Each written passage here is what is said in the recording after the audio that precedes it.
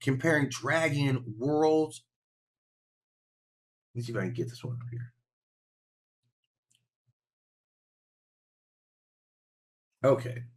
All right. Now, the other worlds that I'm looking at on this one are Dragonlance and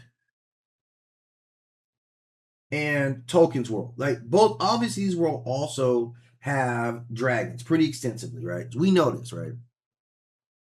So I wanted to take a look at each of these and see how they're different and how their dragons are similar.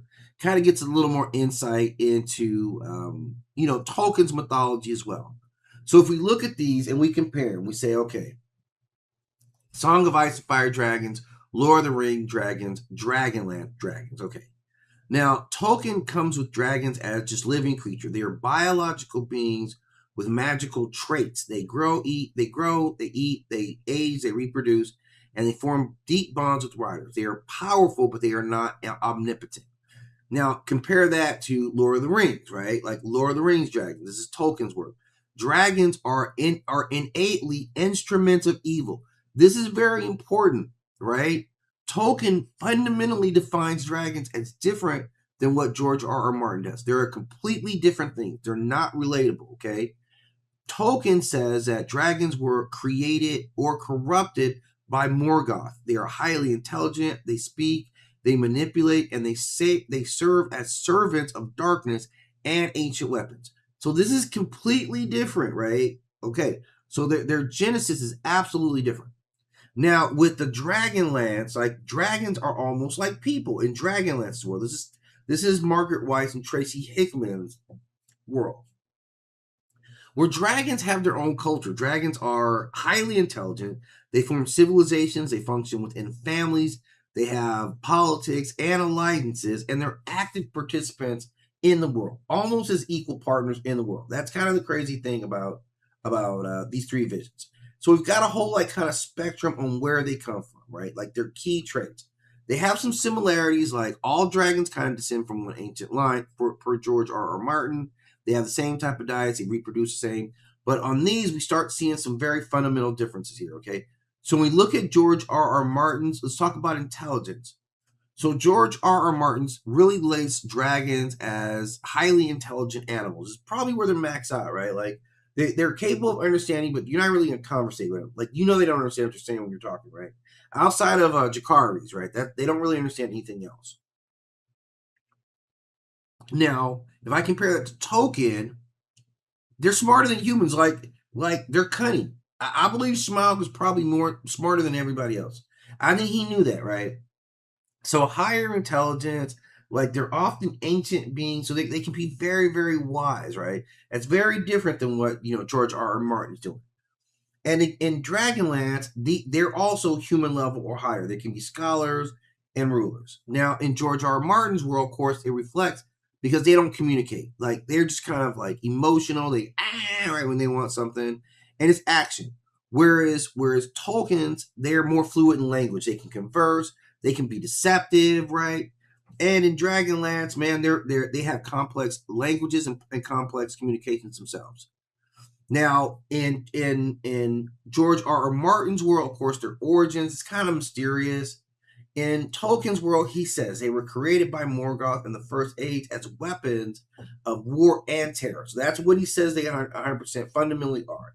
In Dragonlance, they're born of magic and the gods. They're part of the world's like cosmic balance, right? They're an integral part. They all seem to be like lay eggs, right? All of them can kind of bond with humans. Let's see. George R. R. Martin's obviously will bond with humans. Yeah, Tolkien's, they don't really seem like they be having riders in Tolkien's world, right? They're seekers of power themselves and domination. And in Dragonlance, they can form alliances. They have so they can do the same thing. They will select riders as well. So we can kind of see that. Now they all seem to lay eggs, although Tolkien doesn't really get into it very much. So his reproduction for his dragons are vague, but the other two definitely say that they lay eggs, and that's kind of the primary reproduction tool there. Tolkien's don't have, George R. R. Martin, they don't have a culture among themselves. they're kind of more solitary, so they don't really kick it. Same thing with Lord of the Rings. They have no culture. The Dragonlance ones are definitely different in that style.